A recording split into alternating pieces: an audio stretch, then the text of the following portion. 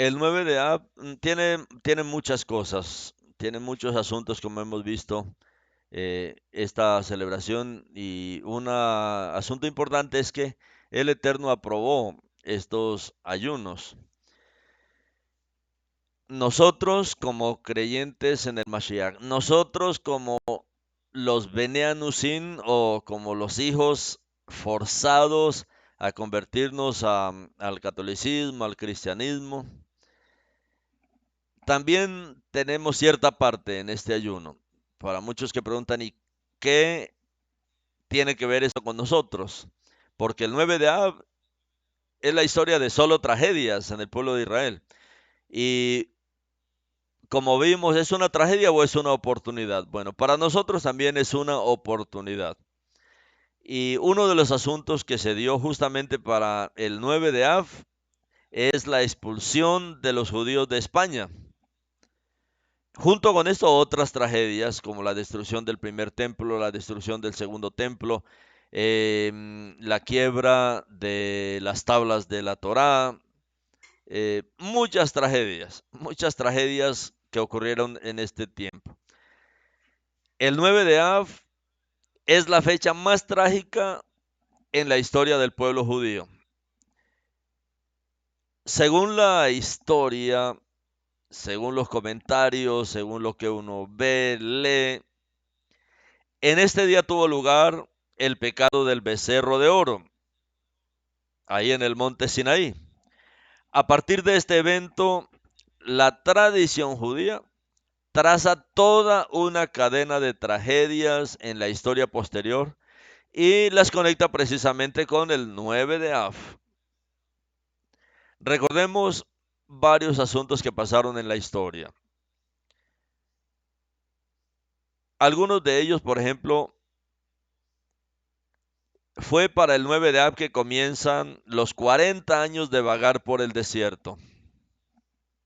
Según la tradición de los sabios judíos, la primera tragedia ocurrió en el desierto cuando los espías regresaron y dieron una buena noticia de que la tierra prometida por el Elohim de Israel era hermosa, fluye con leche y miel, todo es maravilloso, excepto por los gigantes, como ellos dijeron cuando trajeron ese reporte. Los gigantes, todo estaba bien, todo era perfecto, pero ahí había gigantes con los que nosotros, el pueblo de Israel, no podemos hacer frente, según ellos, porque antes nosotros éramos como saltamontes delante de ellos. Y esto, mis hermanos, trajo como consecuencia, como se registra en la Torá, y todo el pueblo lloró, se desanimó, y llegó a tal desesperación que quisieron apedrear a Moshe y Aarón. Quisieron elegir un nuevo liderazgo y regresar nuevamente a Misraín. Pero dos de ellos dieron buenas noticias. Ellos, como los otros 10, decían que en esta tierra viven tipos serios, sí es cierto, viven grandes, pero ellos decían con confianza que en Adonai ellos los vencerían a todos. Estos dos fueron Yehoshua y Caleb. Fueron los únicos de semejante cantidad de personas, los únicos representantes de la generación anterior, que posteriormente entraron en la tierra de Israel. Y fue por esto que Adonai dijo que debido a que el pueblo escuchó a 10 espías, vagarían 40 años en el desierto, un año por cada día del viaje que los espías habían hecho para espiar la tierra, hasta que se extinguiera toda la generación adulta.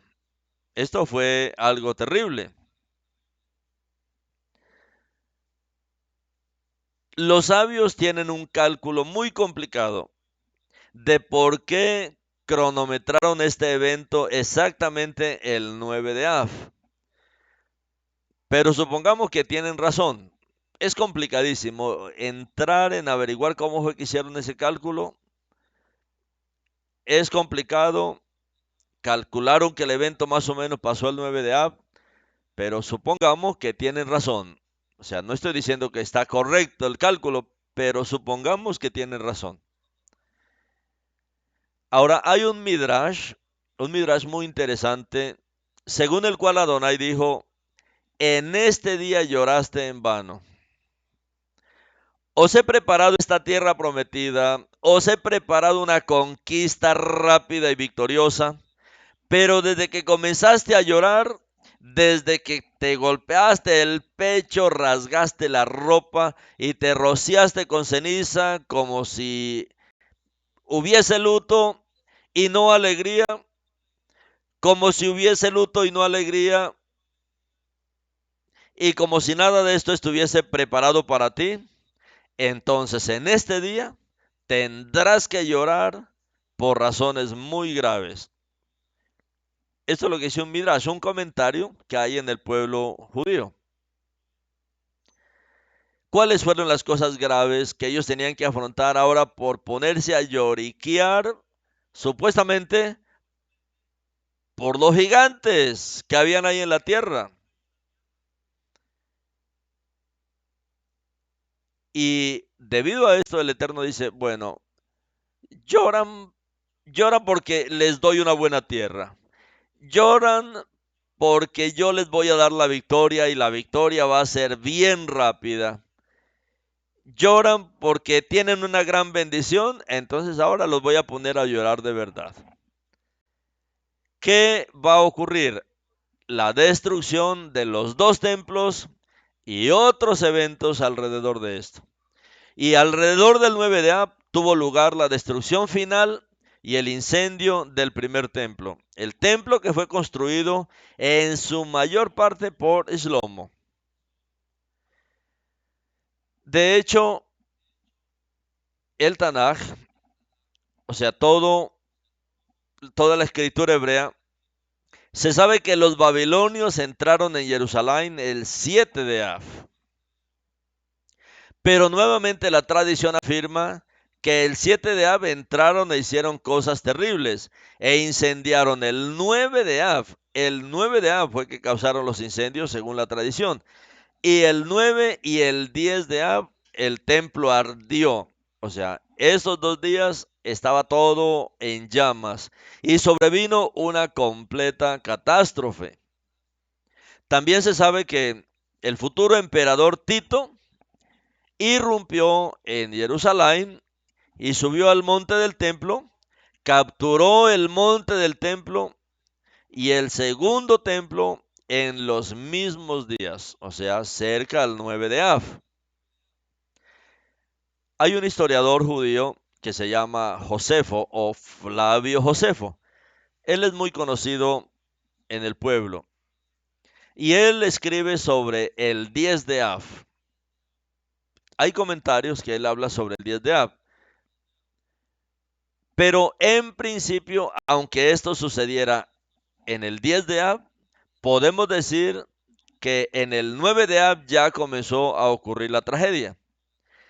Y esta sí que es una coincidencia muy interesante porque, por supuesto, las tropas romanas no la sincronizaron con la tragedia de la destrucción del primer templo. Pero cuando pudieron, lo capturaron. Cuando pudieron, lo incendiaron.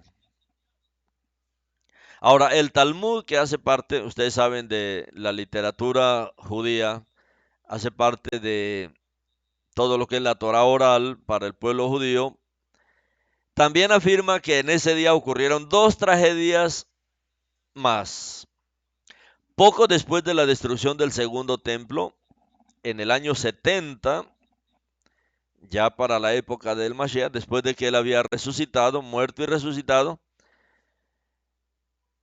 y fue la caída del último bastión del levantamiento de Bar Jokba, la fortaleza de Beitar. Y en ese día Jerusalén fue arada y el monte del templo fue sembrado de sal para que el pueblo yehudí no tuvieran esperanza. Tanto ese como otro fueron hechos por el emperador Adriano. Y casi al mismo tiempo ocurrieron algunas otras tragedias en la historia del pueblo yehudí. Ahora nos centraremos en uno en particular que es muy importante. El 31 de marzo de 1492. 31 de marzo de 1492. Aquí vamos al tiempo de la Inquisición. Es un tiempo moderno. Y esto es lo que está más relacionado con nosotros, con los Bene Anusim, o sea, así se llaman, Bene Anusim o los hijos de Israel forzados, o los judíos forzados a convertirse a Roma. A nosotros los sefardíes, las comunidades españolas, las comunidades judías de España. Todo está relacionado con esto para nosotros. El 31 de marzo de 1492. Ahí en ese tiempo estaba Fernando e Isabel, conocidos como los Reyes Católicos, la pareja real española, y a instancias del gran inquisidor Torquemada, emitió un decreto según el cual, si los judíos no querían, por así decirlo, convertirse formalmente al cristianismo católico y volverse católicos recién convertidos, entonces estaban obligados a abandonar el territorio de España a los 3 meses. De hecho, este periodo expiró el 7 de Av, pero el líder espiritual de la judería española, don Abarbanel, lo fechó después en el 9 de Av. ¿Por qué? En realidad el rey de España no pensó en el calendario judío, pero resultó que esta tragedia se convirtió en otra de una serie de tragedias relativamente hablando alrededor del 9 de Av. Esto fue la expulsión de los judíos de España. 1492. 1492 fue el año en el contexto de la historia del pueblo judío. Esta fecha es muy importante, o sea, esto es de conocimiento general en Israel.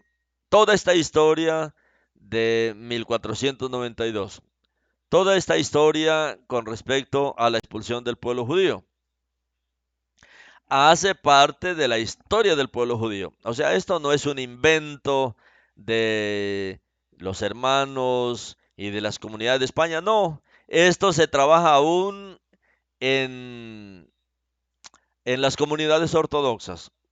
Todo esto se habla también en las comunidades ortodoxas. Ahora, 1492, que es en el contexto de la historia del pueblo yehudí,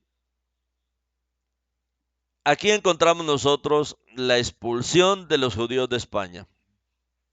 Pero este evento fue precedido por ciertas circunstancias. Por un lado, en la primavera de 1492, caía en España el último principado musulmán con capital en Granada, y la pareja real, que era el rey Fernando de Aragón y la reina Isabel de Castilla, que se conocen como los Reyes Católicos, sentían que por fin había una oportunidad para convertir a España en un país cristiano, católico. Para ello, basta con deshacerse de la minoría judía en España. Pero ¿cuál era el tamaño de esta minoría? Tenga en cuenta que estamos hablando de los judíos que habitaban en España. Y según varias estimaciones de historiadores, en ese momento la población de España era de unos 7 millones de personas, toda la población de España. Y alrededor de 1 millón eran judíos. La población judía en España existe desde la época del Imperio Romano. cuando España era una de las provincias del imperio, pero especialmente la población judía aumentó a partir del siglo VIII, cuando la península ibérica fue conquistada por los musulmanes. En este territorio se formó el llamado Califato de Córdoba y en general para los judíos de la península ibérica en ese momento había condiciones bastante favorables. Esto contribuyó a que a la España musulmana emigrara un gran número de judíos que fueron perseguidos en otros lugares, en particular en el territorio de la misma Europa cristiana católica, especialmente en Francia y en Medio Oriente. Un número significativo de judíos emigró de Babilonia cuando el califato de Bagdad cayó en declive a partir del siglo X. Entonces, en la historia de España comenzó el periodo de la Reconquista, cuando las tropas cristianas comenzaron a recuperar estos territorios de manos musulmanas. Y la Reconquista se prolongó durante siglos. Pero incluso en tales condiciones de enfrentamiento entre musulmanes y católicos cristianos en España, hubo tiempos favorables para los judíos. Este periodo es conocido como la Edad de Oro de los judíos en España. Pero cuando más cerca del siglo XIV, o sea, ya para 1480 en adelante, las tropas cristianas conquistaron grandes zonas de España a los musulmanes y comenzó a aumentar la presión sobre los judíos por parte de la mayoría cristiana para convertirlos al cristianismo. Recuerde que estamos hablando del año 1480, 1492. Cuando hablamos de los cristianos, hablamos de los católicos. Las comunidades cristianas como se conocen hoy ni existían, no se habían formado. El cristianismo es algo muy nuevo. Surge después aún de la expulsión de los judíos de España. Ahí es donde aparecen las primeras comunidades, primeras iglesias cristianas como eh, grupos que estaban en desacuerdo con Roma. Pero no es cierto que el cristianismo exista desde el primer y segundo siglo. No, el cristianismo es muy nuevo. Para ese tiempo sí existió el romanismo, cuando comienza la implementación de Roma como un imperio religioso.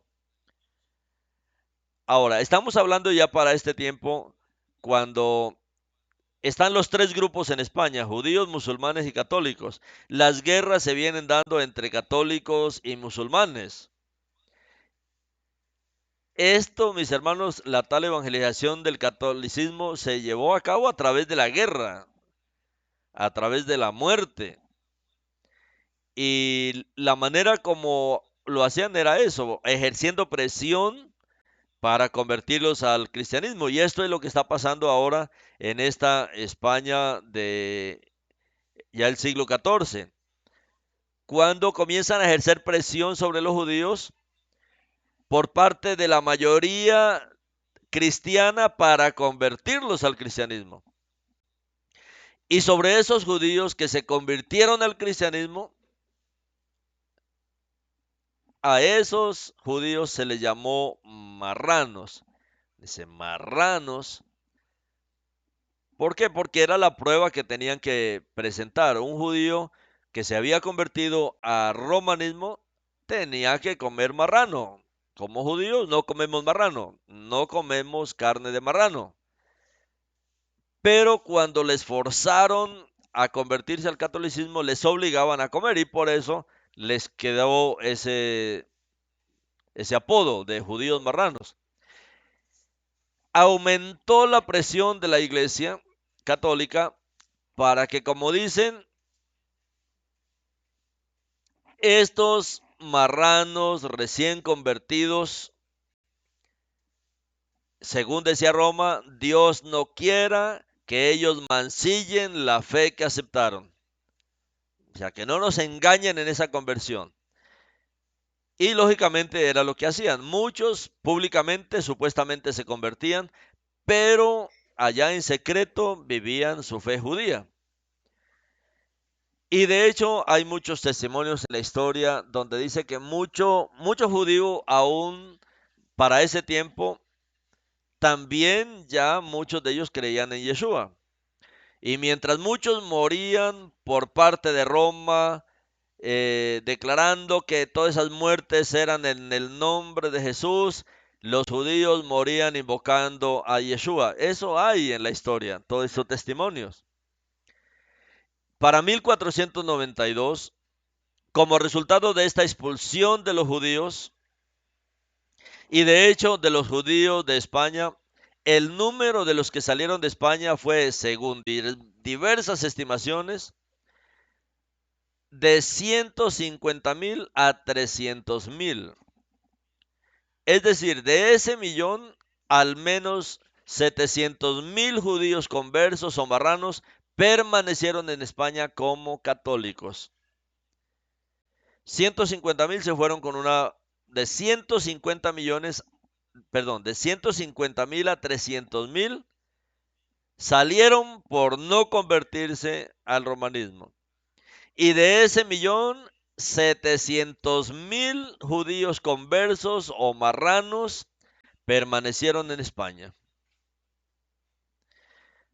Ahora, tengamos en cuenta que en el contexto de esa cultura, no se trata de comunidades mesiánicas judías, iglesias judías o judíos que creían en Yeshua el Mashiach. En ningún otro formato que no sea el catolicismo. Este gran número de judíos creyentes fue cuidadosamente monitoreado por el ojo de la iglesia. E incluso hubo todo un aparato de la corte de la iglesia, la llamada Inquisición de la iglesia. Uno de los objetivos clave de los cuales era asegurar que la fe cristiana católica no fuera profanada. Uno de los objetivos fundamentales de la Inquisición como aparato judicial eclesiástico era precisamente vigilar, espiar tales conversiones, para que en ningún caso observaran absolutamente ninguna tradición, ninguna norma o cualquier otra cosa relacionada con el judaísmo. Pero la triste historia de los judíos no terminó ahí. El caso es que esta presión sobre los judíos marranos fue incluso antes de 1492. En concreto, el llamado Progromo de Sevilla de 1391, un siglo antes, que se inició ahí en Sevilla y luego se extendió a otras ciudades de España. La peculiaridad de este progrom era que eran precisamente los marranos, los conversos, es decir, los judíos que se convertían al catolicismo, al cristianismo, los que aquí eran perseguidos. Este programa de alguna manera logró ser localizado y reducido, pero esta presión sobre aquellos que aceptaron la fe cristiana se mantuvo. Continuaron siendo tratados como cristianos de segunda clase, en los que no se podía confiar. Después de la expulsión de los judíos de España en 1492, al menos 150,000, y según algunas estimaciones hasta 300,000, los judíos que se negaron a aceptar el cristianismo, fue ese número, y ellos fue los que abandonaron España. Esto era una gran cantidad, 300,000, eso es mucha gente. Cuando en la cultura cambian la historia y le dicen que no, que fue Cristóbal Colón con tres carabelitas le cabrían 30 personas. Si esto fue todo un programa que hubo para poder hacer que estos judíos salieran de España. Ellos se vieron obligados, todos estos que fueron expulsados, a establecerse en diferentes territorios. y una gran cantidad de ellos se trasladaron al territorio del Imperio Otomano, que en ese momento estaba en ascenso. El sultán turco Beyazet II llegó a decir en esta ocasión: Fernando es un rey estúpido, arruinó su país y enriqueció el mío. Y si nos fijamos en la historia posterior del reino español, muy pronto cayó en declive y nunca más jugó esos primeros papeles en la historia de Europa que jugó antes. Por lo tanto, podemos decir que los eventos asociados con el 9 de Av tuvieron consecuencias no solo para los judíos, para el pueblo judío, sino también para el mundo cristiano, para el mundo católico. Y en la historia de la iglesia, en la historia del cristianismo, generalmente no se habla de esto, porque son páginas muy incómodas para discutir o para estudiar. Entonces prefieren ocultarse. Pero el hecho permanece y hoy es conocido, mis hermanos, por mucha gente. Y tenemos que dar a conocer todo esto para que el mundo conozca la verdadera historia. Ahora, ¿cuál fue el principal motivo de expulsión? Es interesante que la idea misma de expulsar a los judíos de España surgió entre los inquisidores en relación con esto, incluso antes del ultimátum de Fernando y de Isabel. Muchos miles de judíos, especialmente los cultos, la élite intelectual y los que sabían hebreo y arameo, y algunos que no conocían los idiomas en los que se escribieron el Tanaj y el Talmud, se arrepintieron conscientemente y se hicieron católicos cristianos. Y esto sucedió no como resultado del ultimátum, no como resultado de una persecución grave y no bajo la amenaza de desalojo y otras represiones. En aquella época en España, y no solo en España, eran habituales las disputas entre rabinos destacados y judíos convertidos al cristianismo. Judíos que conocían las fuentes primarias judías. Por lo general, los fanáticos se reunían para estos debates, cristianos y judíos. ¿Qué pasó durante esos debates? Los cristianos judíos citaron muchos pasajes del Talmud que muchos otros judíos no conocían y citaron pasajes del Tanaj y referencias a esos pasajes en el Nuevo Pacto.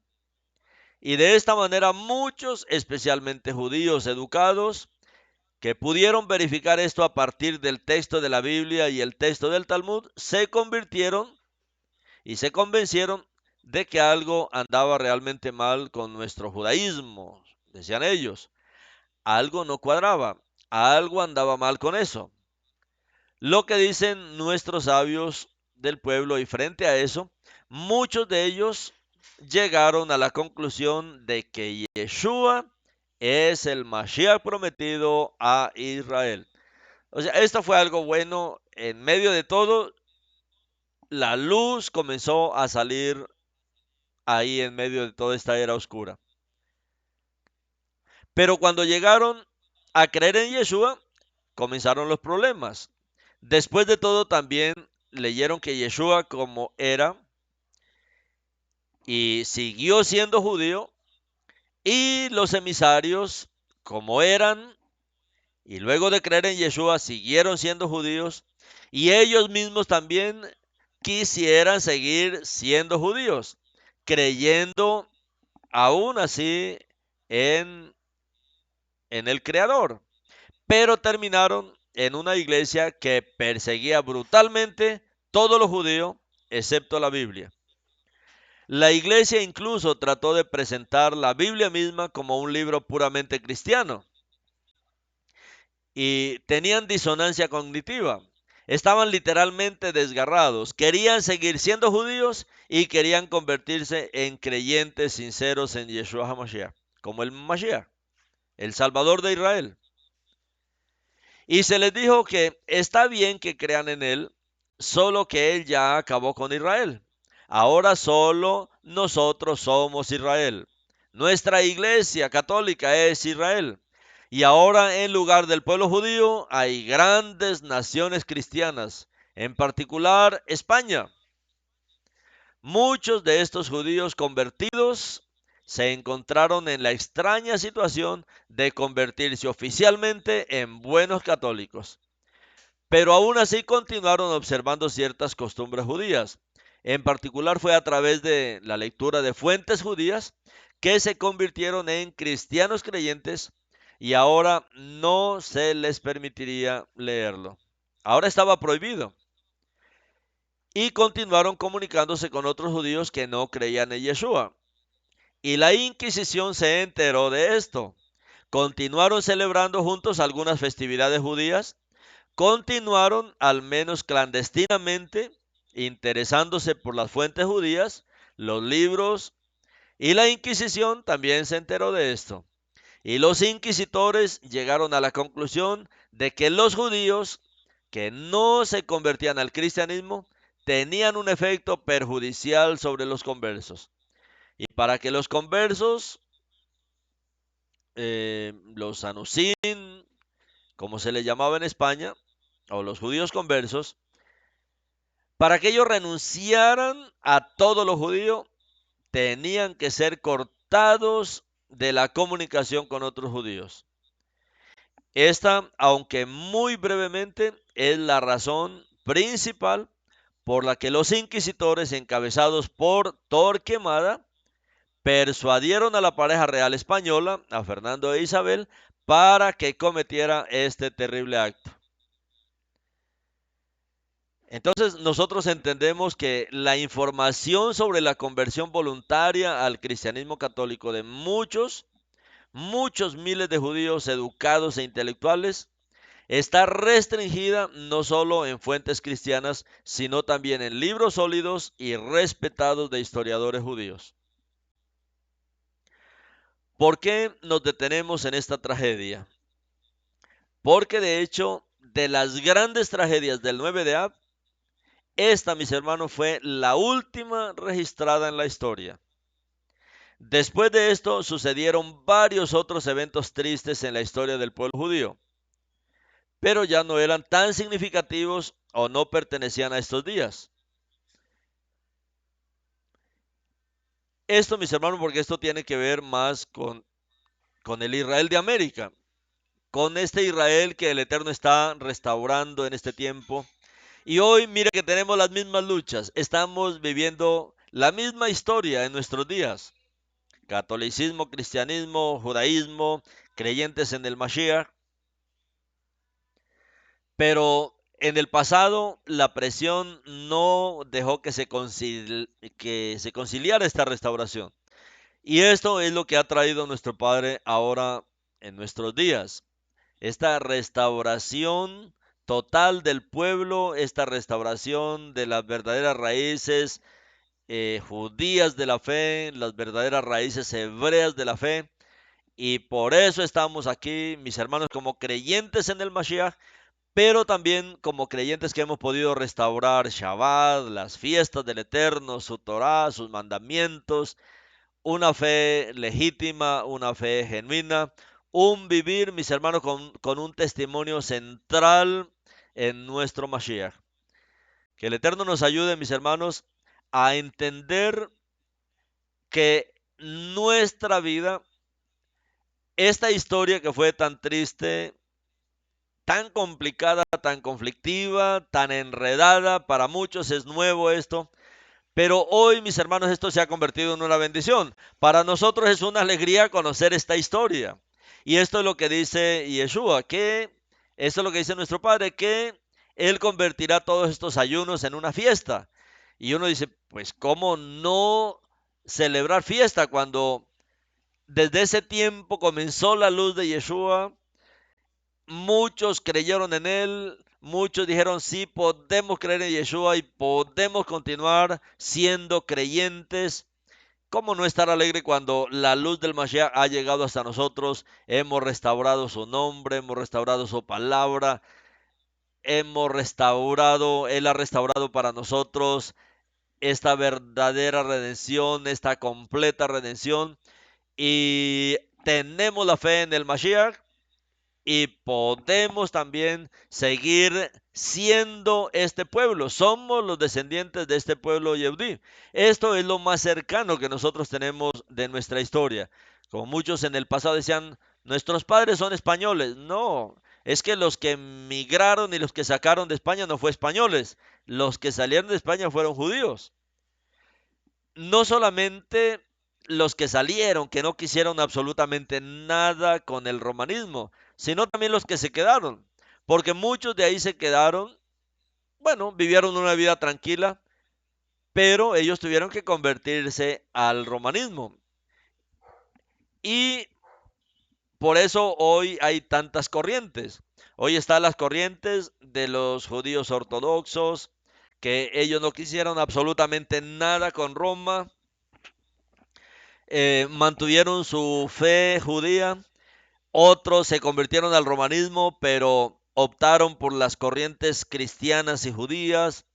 Otros se convirtieron totalmente al catolicismo. Por eso uno encuentra hoy tanto judío cristiano, encuentra tanto judío católico. Eso viene desde ese tiempo.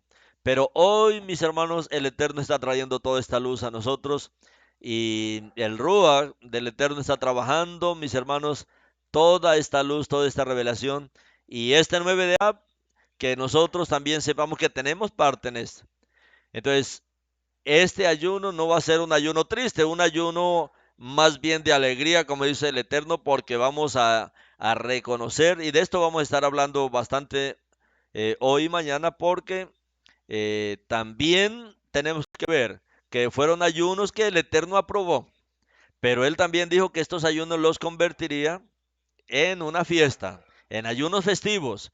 Y nosotros decimos, bueno, ahora sí entendemos entonces que de verdad esto es una bendición y nosotros de verdad debemos celebrar, hacer este ayuno, compartir este ayuno también y ver que formamos parte también de esta historia que para nosotros es una historia maravillosa. Aunque el pueblo yehudí está de luto y ellos cada día aumentan este luto cuando llega este día, pero nosotros estamos experimentando la otra parte de la profecía. Somos uno con el pueblo. También estamos de acuerdo en que todas estas tragedias pasaron por este odio gratuito, pero también celebramos la otra parte que el Eterno nos dice que Él convertiría estos ayunos en fiesta. Y hoy nosotros estamos entendiendo por qué motivo el Eterno habló eso. Y nosotros somos un testimonio de ese trabajo del Eterno que ha hecho, mis hermanos, en tanto tiempo. Y es muy interesante conocer esta parte de la historia en estos ayunos que estamos celebrando en el pueblo.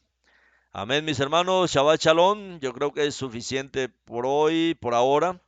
Hay mucho, mucho que comentar sobre estos ayunos, pero esta parte es muy interesante porque tiene que ver con nosotros, los descendientes del pueblo judío que fue expulsado de España.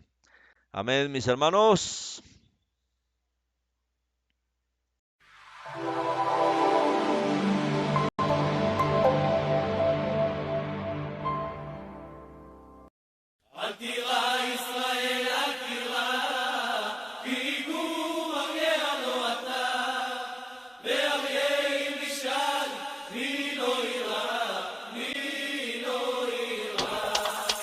אל תירא ישראל ואל תפחד, כי אתה אף פעם לא לבד.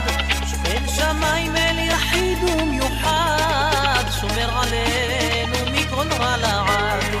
שומר עלינו בלילה וביום, שומר עלינו בכל זמן ובכל מקום, ביבשה, באוויר וגם בים, הוא מגן עלינו מכולם. אל תירא ישראל, אל תירא, השם שומר עליך מכל רע.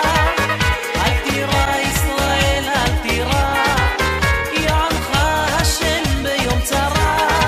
אל תירא ישראל, אל תירא, השם שומר עליך מכל רע. אל תירא ישראל, אל תירא, יענך השם ביום צרה. אל כי אתה עם